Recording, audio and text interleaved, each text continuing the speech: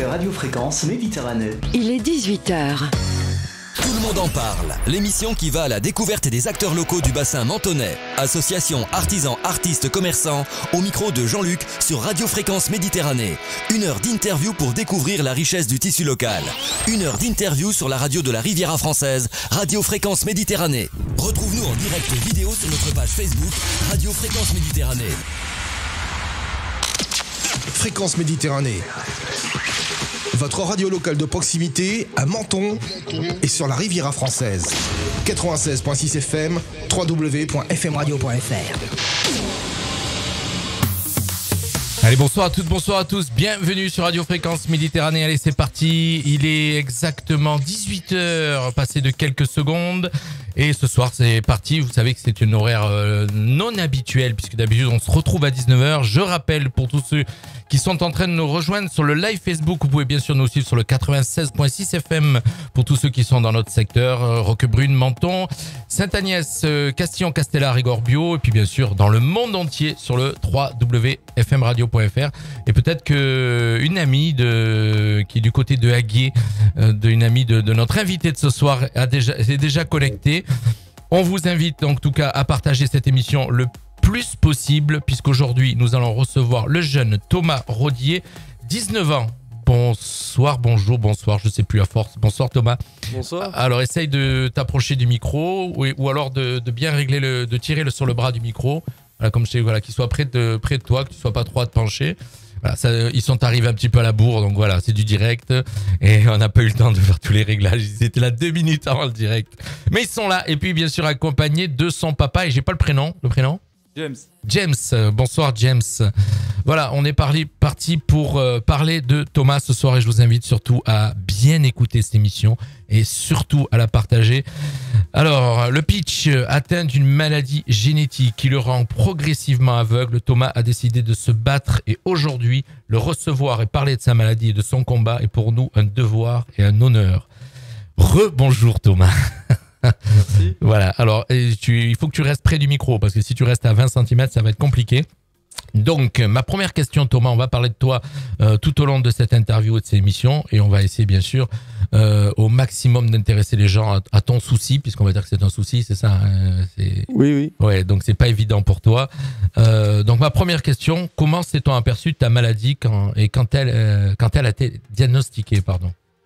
Alors, en fait, ce qui s'est passé, c'est que le diagnostic fut tardif pour moi. C'était il y a à peu près 2 mois que j'ai appris le diagnostic. Et en fait, globalement, ce qui s'est passé, c'est que j'étais, depuis tout jeune, on va dire, j'avais des soucis évidents de vue. Et en fait, le diagnostic est venu assez tard, malgré que j'étais très suivi par plusieurs médecins. Et ce qui s'est passé, c'est qu'il n'y en a aucun d'entre eux qui ont vu cette maladie jusqu'à très récemment, en fait. Personne ne savait ce que c'était, en fin de compte. Ils ne comprenaient pas ce qui t'arrivait? Non, ils disaient que j'avais rien, tout simplement. Ah d'accord, carrément. Et pourtant, toi, tu étais dans une phase où tu voyais pas, si j'ai bien compris. Bah oui, moi de moins en moins. J'y voyais très mal, oui. Et tu y vois de moins en moins. J'y vois de moins en moins, d'accord. Oui. Faut que tu sois accompagné. J'ai vu, donc on voit sur l'antenne que tu as des lunettes particulières, c'est ça? Oui, c'est ça. Partie, donc. C'est pour la lumière, ça évite d'abîmer mes yeux et c'est plus agréable à voir. Alors, cette maladie exactement, c'est quoi? Explique-nous de quelle maladie tu es atteint. Alors, on a compris que c'était une maladie rare. Oui, c'est une maladie rare, oui. Ça touche à peu près 1 sur 5000 habitants. Sur 5000 personnes? Sur 5000 personnes, oui. Et en fait, du coup, ma maladie, ça s'appelle la rétinite pigmentaire. C'est une maladie dégénérative de la rétine qui malheureusement aboutit à la cécité au bout d'un certain temps. Globalement, les médecins ne peuvent pas s'avancer sur quand est-ce que ce sera l'échéance exacte, mais généralement, c'est dans ma forme sévère avant 30 ans.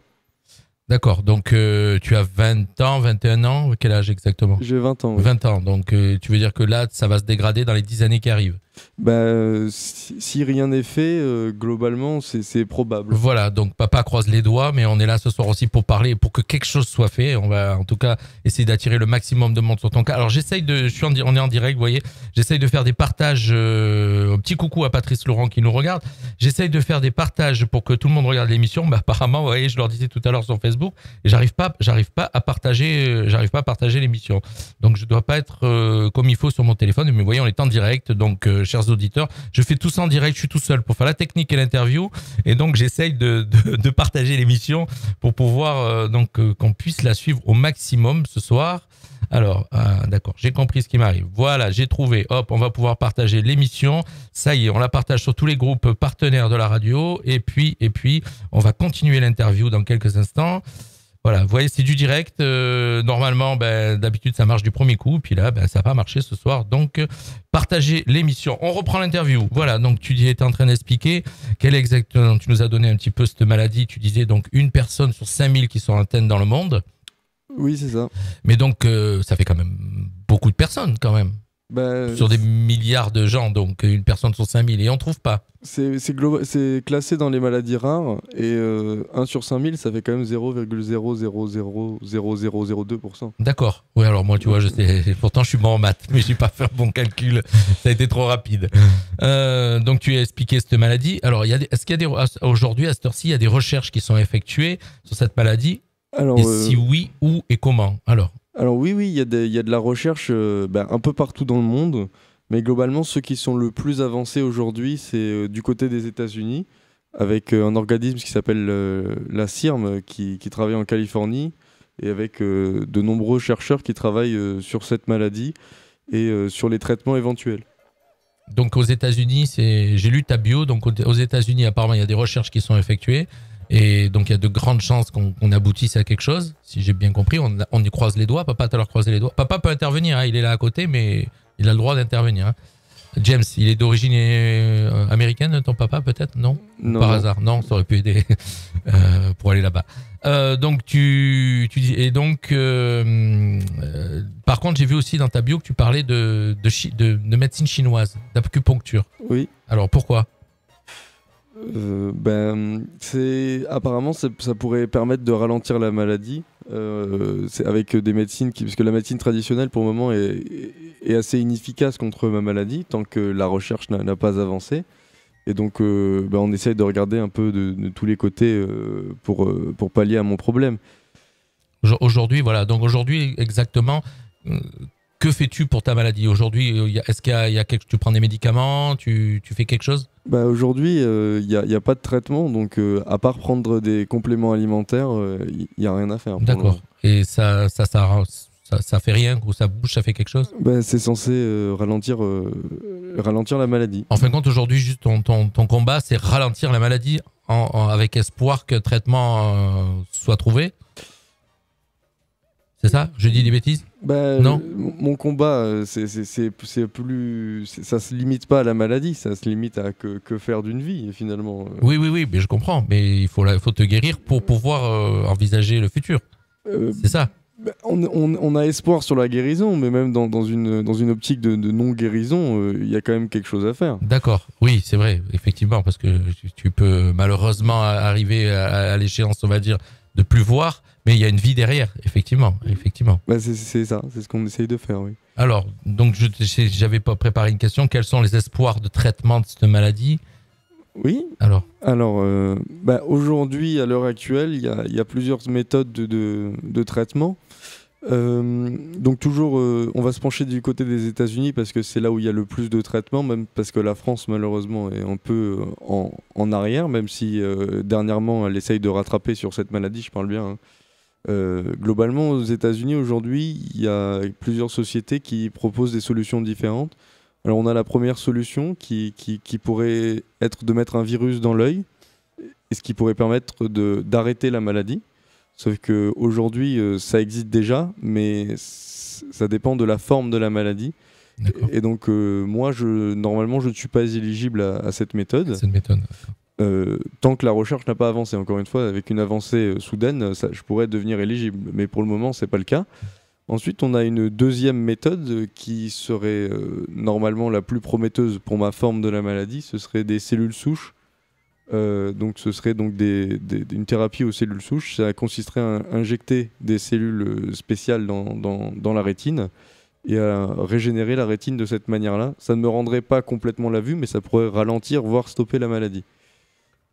D'accord. Et après, il y en a une dernière méthode qui serait de mettre un micro-ordinateur dans l'œil avec une caméra sur une paire de lunettes et qui pourrait permettre de transmettre un tout petit peu de vue. On n'est pas sur de la vue comme on la connaît nous. Ça, c'est ça c'est, on va dire, j'ai vu dans ta bio, tu as marqué un œil bionique, c'est ça? C'est ça, oui. Donc, est-ce que c'est pour cette raison que tu as lancé la cagnotte? Alors, on va arriver plus doucement sur ce que tu as besoin aujourd'hui aussi, c'est d'argent, hein, puisque on est aussi là aujourd'hui pour en parler, puisque pour te soigner, ça coûte très très cher, si j'ai bien compris. Oui, c'est ça, oui. Vas-y, je te laisse développer. Globalement, toutes ces méthodes, étant donné que en France, on est un peu en arrière par rapport à ça, et c'est-à-dire que globalement, il va falloir que j'aille voir dans d'autres pays, puisque aujourd'hui en France, il n'y a rien de satisfaisant pour ma maladie. Et d'ailleurs, dans le monde non plus, aujourd'hui, ils sont encore en phase de tests cliniques. Dans les dernières phases, heureusement, ils sont en phase 3, ce qui veut dire que le traitement va être approuvé dans les courtes années à venir. Et du coup, ce serait bien de pouvoir profiter de ces traitements qui sont donc à l'étranger et d'en avoir les moyens si jamais il y a un traitement qui sort pour ma maladie, pour mon cas. D'accord. Donc, j'ai vu que donc, tu as lancé par rapport à ta maladie, donc tu as lancé une cagnotte Litchi. Oui, il y a une cagnotte en ligne, absolument. Qui marche pas mal quand même, si j'ai bien vu. Apparemment, il y a déjà pas mal d'argent de récolté. Oui. Donc, j'ai été contrôlé. On était à 30 000 euros, je crois, la dernière fois que j'ai vu. Oui, c'est ça. Mais malheureusement, il faut au moins 100 000 euros. Oui. Alors, explique-nous pourquoi il faut autant d'argent. Alors, globalement, donc, dans les traitements que j'ai cités, il y a 3 possibilités de traitement. On a la première possibilité qui serait un virus dans l'œil, qui serait donc moins coûteuse, mais qui malheureusement n'est pas sortie aujourd'hui. Et on a la deuxième possibilité qui serait les cellules souches, où comme le traitement n'est pas encore sorti, il n'y a pas de prix annoncé, mais le chercheur en chef qui dirige cette équipe de chercheurs ne cache pas son intérêt financier à sa recherche. Donc ce sera sûrement assez coûteux, et comme c'est aux États-Unis aussi, ce sera à un certain prix.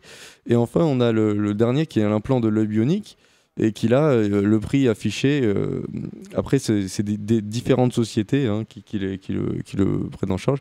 Le prix affiché est de 131 000 euros pour l'œil bionique. D'accord. Donc la cagnotte, elle sera même pas suffisante. Apparemment, je crois qu'elle a été fixée à 100 000 euros, c'est ça? Oui, mais après, la cagnotte ne peut. Il n'y a pas que. Voilà, les gens peuvent continuer à donner, même si le but est atteint. Bien sûr. Mais je voulais pas mettre un chiffre trop élevé pour pas que les gens. Faire peur aux gens. Oui, voilà, c'est ça. L'essentiel qu'ils aient. Alors, nous, à notre petit niveau, on t'a reçu ce soir pour en parler. C'est tout récent, la manière dont tu as découvert. Et puis, c'est grâce à un ami commun, Patrice Laurent, je tiens à le citer, qui écoute ce soir. Donc on a découvert ta maladie et tu as eu un article sur Nice Matin il n'y a pas longtemps. Oui, donc, le Monaco Matin, pardon. Et donc apparemment, petit à petit, les gens commencent à t'aider et à adhérer à ta cause. Oui, c'est ça. Globalement, grâce à l'article du Monaco Matin, on a eu une belle somme d'argent qui est arrivée par derrière. Et donc, j'étais très heureux. C'était bénéfique, on va dire. Bénéfique, bien sûr. Donc, alors, il y a 2 options. Comme tu disais, où la maladie, où on va pouvoir soigner. Papa, il peut intervenir. Il a le droit de parler, mais il n'ose pas. D'accord. Alors, il y a 2 options, comme tu disais. Où on peut soigner la maladie, donc, via les traitements que tu nous as donnés, où on ne peut pas la soigner, et à cette option de bionique. C'est ça. C'est ça, oui. Voilà. Et donc, la question que j'ai, parce que quoi qu'il arrive, ton futur, tu envisages quoi? Puisque tu étais parti pour des études d'ingénieur. Oui. Alors, d'ingénieur, alors tu as noté, je crois que je t'avais posé la question. Étudiant en école d'ingénieur, tu souhaitais devenir ingénieur généraliste. Alors, pour moi, je dis, ça consiste en quoi, ingénieur généraliste? Ingénieur généraliste, c'est un ingénieur qui touche un peu à tous les milieux de l'ingénierie. Donc, ça peut aller du génie mécanique à l'ingénieur du bâtiment civil, par exemple. C'est-à-dire qu'il touche à tous les milieux, il n'est pas spécialisé. On peut faire un peu allusion au médecin généraliste qui connaît un peu tout et qui n'a pas forcément de spécialité, du coup qui peut toucher un peu à tous les milieux. À tous les milieux, mais par exemple un ingénieur dans le bâtiment, ça n'a rien à voir avec un ingénieur qui va peut-être faire de l'hydraulique. Non, effectivement. Mais donc il faut que tu aies toutes ces... Comment dire ? Je cherche les mots. Il faut avoir un spectre de connaissances, oui. D'accord. Et donc tu es toujours dans ces études ou... Non. Non, tu as dû arrêter. C'est un choix. J'ai préféré arrêter parce que pour moi, un ingénieur en cécité, ça n'a pas forcément de sens. Après, il y a des gens qui ne seront pas d'accord avec moi, mais globalement, pour moi, je pense qu'un ingénieur sans la vue sera quand même moins compétent qu'un ingénieur qui a la vue. Et du coup, pour les offres d'emploi derrière, même s'il y a des quotas, je préférais être embauché, on va dire, par mes compétences que par mon handicap. D'accord. Du coup, j'ai préféré arrêter ces études. Et aujourd'hui, j'envisage de faire une carrière sur le web. D'accord, tu t'orientes donc sur le web, ce qui pourrait se faire même en étant aveugle. Exactement. En fait, j'ai été inspiré par. Moi, je suis sur YouTube. Maintenant, j'ai une chaîne YouTube qui s'appelle Thomas Rodier. Donc, c'est juste mon nom. J'ai fait une vidéo expliquant ma maladie d'ailleurs. Et on partagera toutes ces infos et tu m'enverras toutes ces infos puisqu'on mettra sur la diffusion de ton interview ce soir. Merci. Et du coup, j'ai été inspiré par des youtubeurs qui sont aux États-Unis et qui ont la même maladie que moi. Et globalement, j'ai vu que eux, en fait, ils ont fait leur carrière là-dessus. Et ça marche plutôt bien et ils arrivent à en vivre. Du coup, je souhaite faire la même chose. D'accord. Alors, tu vois, on nous suit et puis tu as un petit coucou de Camille Laurent qui t'embrasse très fort. Merci, voilà, Camille Laurent qui est en Belgique et que tu connais très bien. Voilà, donc c'est toute la famille qui t'écoute ce soir, certainement. Pour parler de ton cas. Donc, tu vas t'orienter donc sur le web. Est-ce que tu peux nous rappeler? Alors, on va faire un petit break musical et on se retrouve dans quelques instants. On va vous passer, tu vois, on va rester dans le local. Tony Amantini, qui travaille sur Monaco et qui connaît très bien Patrice Laurent d'ailleurs, puisqu'il a fait participer dans son clip son épouse. Tu connais Madame Laurent? De vue, oui. Oui, tu la connais de vue. Voilà, donc, tu vois, on reste vraiment local et il a fait son dernier titre, Room 67, Room 67. On l'écoute tout de suite sur Radio Fréquence Méditerranée et on reviendra tout de suite après avec Thomas Rodier qui est avec nous ce soir.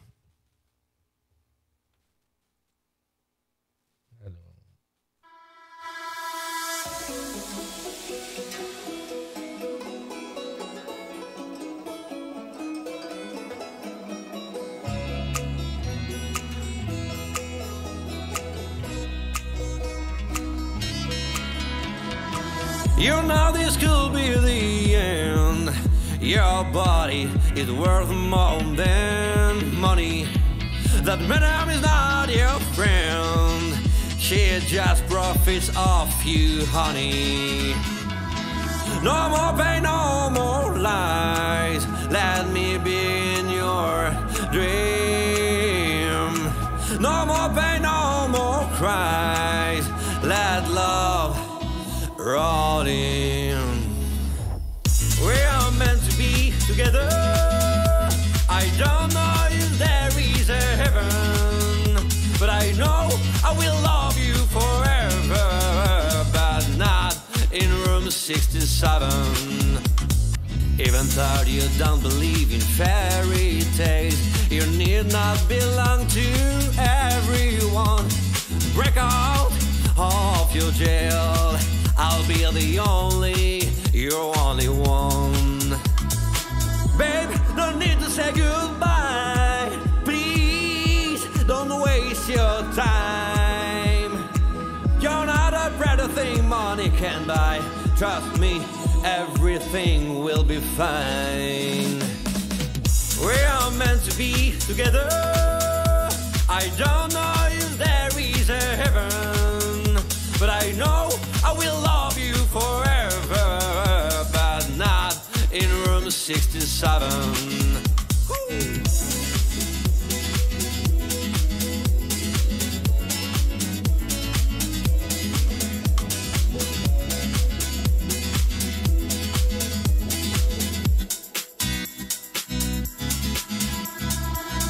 We are meant to be together.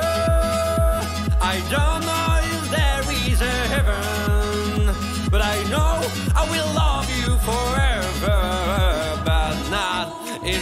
67. Come on now.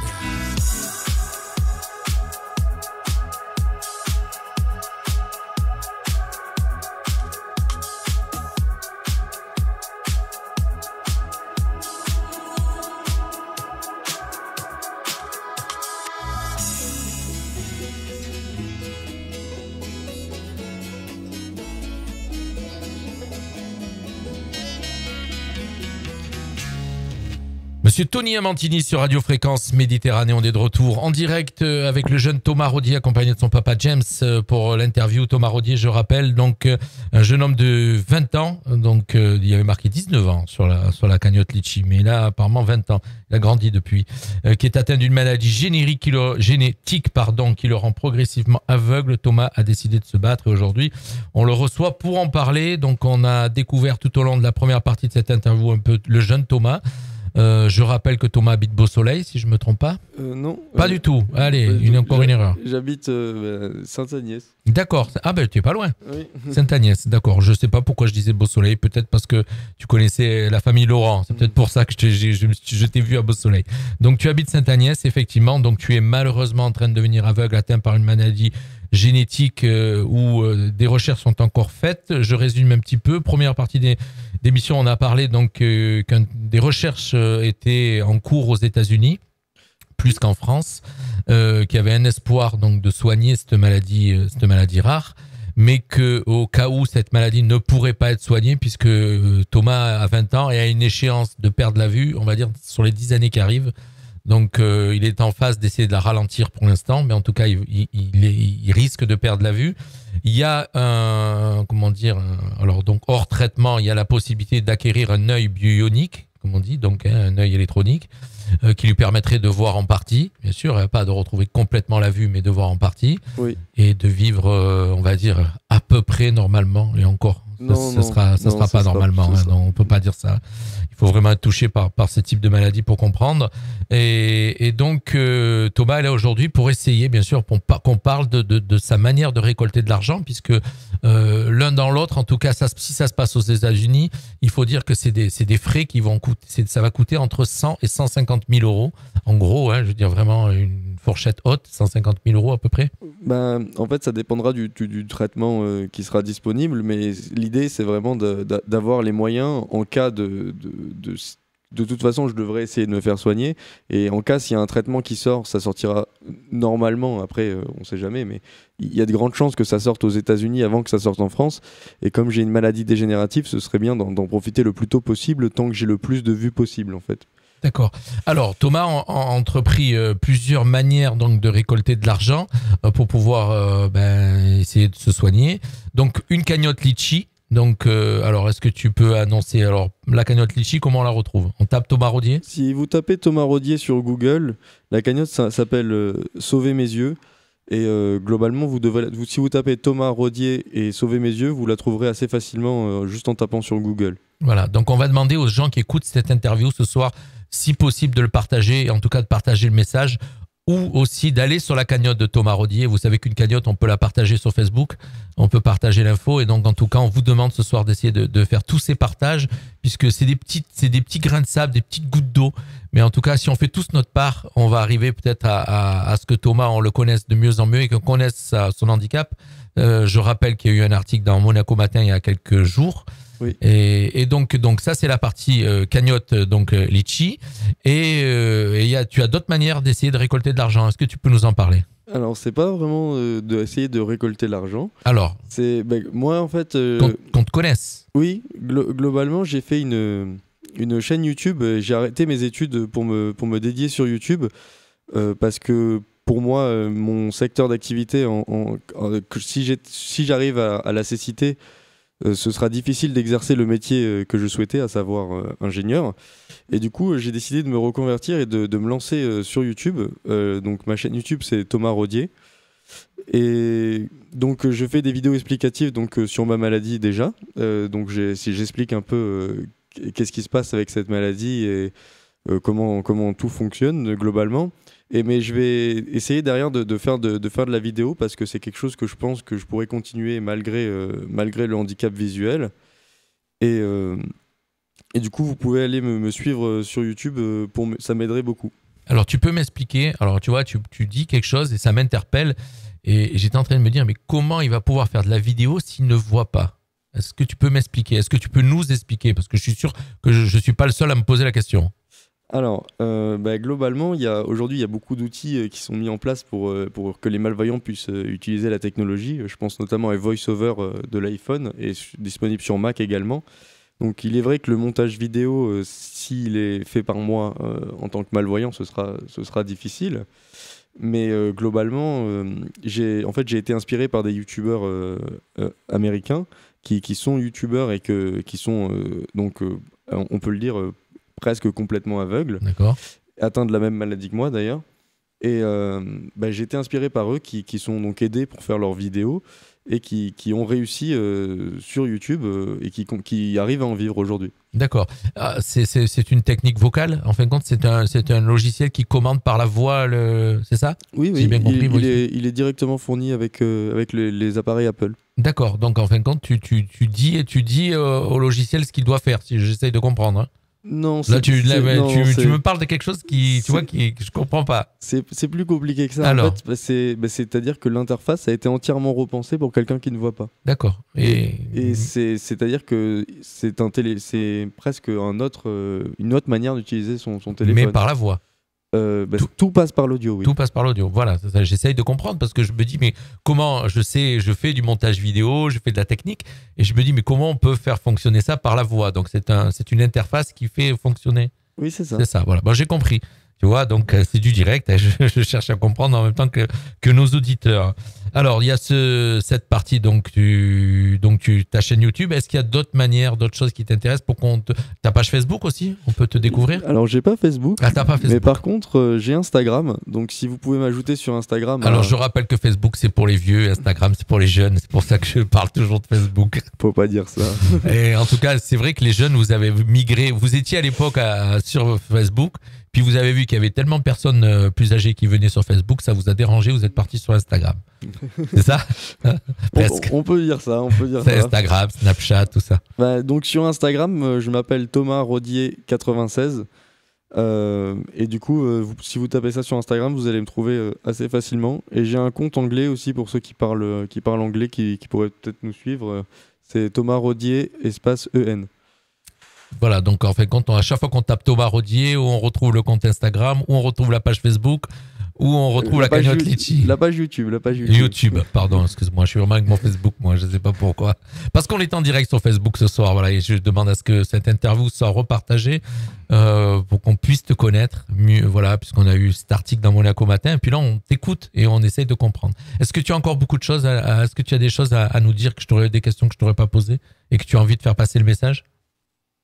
Globalement, maintenant, si on revient sur ce qui s'est passé avec mes yeux, tout ça, je mène on pourrait dire un double combat. C'est-à-dire que globalement, j'ai donc cette perte visuelle qui va faire des changements assez conséquents dans ma vie. Parce que de perdre la vue, c'est pas quelque chose de anodin, et c'est quelque chose d'assez même difficile à vivre. Et donc, j'ai appris ça il y a à peine 2 mois, hein, je le rappelle. Et donc en fait, maintenant, ce qui se passe, c'est qu'il faut essayer d'avoir quand même une vie malgré la maladie, et essayer donc là, j'essaie de me reconvertir sur les réseaux. J'ai j'ai arrêté mes études parce que je pensais que c'était plus en phase avec, c'était plus quelque chose que j'allais pouvoir continuer en cécité, c'est-à-dire que l'ingénierie, c'est un secteur où je pense que la vue est quand même essentielle. Bien sûr, ce que tu nous disais tout à l'heure, effectivement. Et donc, aujourd'hui, je me reconvertis dans la vidéo. Et tu t'épanouis, alors, donc tu as quitté ce monde vers lequel tu étais destiné, tu avais envie, tu en as trouvé un nouveau, et tu t'épanouis. Oui, c'est ça. Là, donc, je viens de commencer, hein, la première vidéo a qu'1 semaine. Mais j'ai fait des partenariats avec des youtubeurs, et normalement, si tout se passe bien... Youtubeurs connus, hein, tu vas dire. Oui, c'est-à-dire que là, globalement, je suis en train de discuter, de faire une vidéo avec, donc aujourd'hui, à ce jour, 3 youtubeurs qui ont environ 100 000 abonnés. Donc c'est quelque chose... c'est pas non plus... ils sont pas ultra connus, mais c'est un bon début, je pense. Voilà, bien sûr, bien sûr. Mais il faut toujours un début. Et puis après, peut-être que grâce à eux, tu vas en toucher d'autres parce que ça fonctionne comme ça, un petit peu YouTube. Hein. Bah, on espère. Voilà. Et puis donc, et te permettre aussi de créer ton métier, quoi. Ton futur métier. Bah, c'est ça. J'essaye de, comme mon métier d'ingénieur auquel j'étais destiné n'est plus possible, ou sera. Pour moi, je trouve que c'est plus possible. En tout cas, ben, on essaye de se reconvertir et d'avoir donc quand même un métier, on va dire, qui pourrait me permettre de vivre normalement. Qui te permettent de vivre. Parce que je le rappelle, hein, c'est des statistiques qui sont quand même assez difficiles. Moi, quand j'ai fait mes recherches, une écrasante majorité des malvoyants n'ont pas d'emploi. Donc rien qu'atteindre un emploi serait quelque chose de satisfaisant. Je te trouve très cool. D'ailleurs, je vois beaucoup de commentaires sur le fil d'actualité Facebook. Je te trouve très courageux en tout cas d'affronter, d'en parler de cette manière et d'affronter cette maladie, voilà, comme tu es en train de le faire. Merci. Bravo Thomas. Merci. Papa, un message à passer pour l'aider? Bien volontiers. Il y avait en fond au début de cette volonté d'avoir une visibilité, d'informer aussi sur comment repérer, comment s'apercevoir. Bien avant, voilà, beaucoup plus tôt de cette maladie. Oui, sans vouloir refaire, mais il y a des signes. Il y a des signes assez faciles à trouver à partir du moment où on les connaît. Et donc, une fois que Thomas me disait, une fois que j'aurai une visibilité, je ferai passer des messages, si c'est large, tant mieux, si ça peut aider certains à s'apercevoir que les difficultés visuelles, ils sont diagnosticables par ces signes-là, ça serait une bonne chose. Donc en fait, quand Thomas veut aussi aider les autres, puisque voilà, lui ça a été diagnostiqué tard, hein, il dit 2 mois à peu près seulement qu'on a découvert. Oui, c'est ça. Et puis en plus, on aurait pu ça avait été découvert beaucoup plus tôt. Ça aurait pu être découvert à partir de l'âge de 10-11 ans, je pense. Oui, il y a une forme d'errance. Hein. Ouais. Il y a une forme d'errance, si vous voulez, et d'interrogation tout au long Mais ça on se rend compte, en quelque sorte, qu'il y a des difficultés sans pouvoir les nommer. D'accord. Et ça se manifestait comment, en fin de compte En fait, la maladie commence quand tu dis 10-11 ans. Donc, si j'ai bien compris, à 10-11 ans, tu avais déjà des soucis. Oui, et tout donc, à fait. Et en fait, par exemple, des signes évidents, c'est une dystrophie des couleurs. C'est-à-dire qu'on m'a diagnostiqué daltonien à l'âge de environ entre 8 et 10 ans. Je ne sais pas si c'est même pas plus tôt d'ailleurs. Et en fait, je rentrais dans aucune case du daltonisme. D'accord. Donc là, si on va dire le corps médical était compétent, ils auraient pu, étant donné que je rentre dans aucune case du diagnostic classique du daltonisme, se poser des questions. Se poser des questions. Et en fait, du coup, moi, j'ai une dystrophie des couleurs particulière, c'est-à-dire qu'il y a des couleurs que je ne vois plus ou que je vois différemment de tout le monde, en fait. Et donc rien que ça aurait pu être un signe et on aurait pu avoir ce diagnostic beaucoup plus tôt. Et je le rappelle, un diagnostic plus tôt aurait fait que j'aurais été pris en charge et avoir ce genre de lunettes que, pour ceux qui nous regardent sur Facebook, oui. J'ai des lunettes un peu spéciales, colorées, qui me permettent de conserver ma vue. On voit bien puisqu'il y a un gros plan qui est resté figé sur toi, sur une caméra. De conserver ma vue le plus longtemps possible. Et donc un diagnostic plus tôt, et j'aurais pu prendre des compléments alimentaires plus tôt, et ça aurait pu qu'aujourd'hui, je ne sois pas à ce stade si avancé de la maladie. Bien sûr, ça aurait pu se dégrader beaucoup moins vite. Oui. Je rappelle que ta maladie, en fin de compte, tu es très sensible à la lumière. En fait, ma maladie se caractérise par une perte du champ de vision. Alors qu'est-ce que j'entends par champ de vision? C'est-à-dire que globalement, moi j'y vois ce qu'il y a strictement devant moi. C'est-à-dire que tout ce qui est en haut, en bas ou sur les côtés n'est juste pas là. D'accord. La vision est pas là. C'est un concept pour les voyants assez difficile à comprendre. Oui, parce que en fait, on peut imaginer que j'y vois comme dans une paille. Si vous D'accord. voulez. Donc j'y vois au travers d'une paille. Je t'écoute et en même temps je suis admiratif. Je te jure, c'est pas évident et je me dis mais il est incroyable ce jeune parce qu'il veut quand même continuer, il veut s'en sortir et mais c'est bravo. Je sais pas quoi te dire de plus.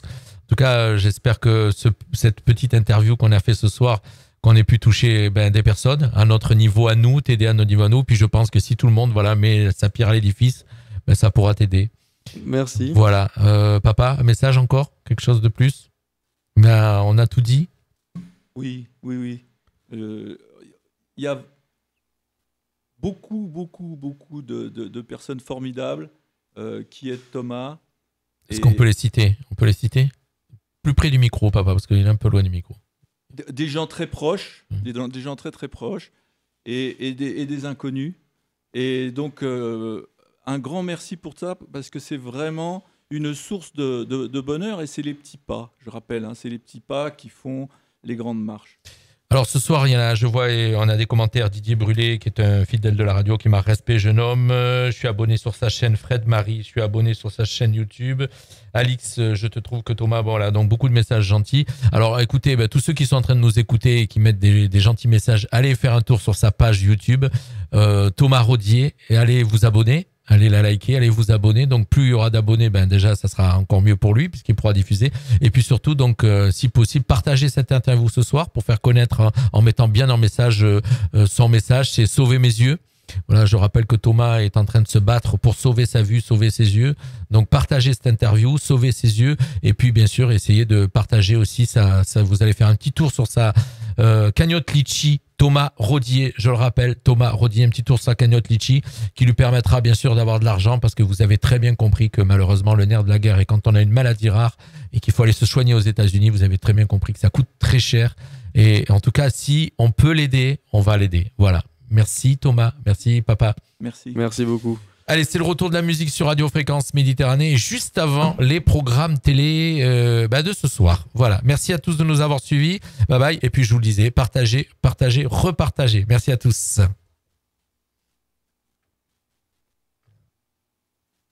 En voiture, au travail, à la maison, vous écoutez Fréquence Méditerranée.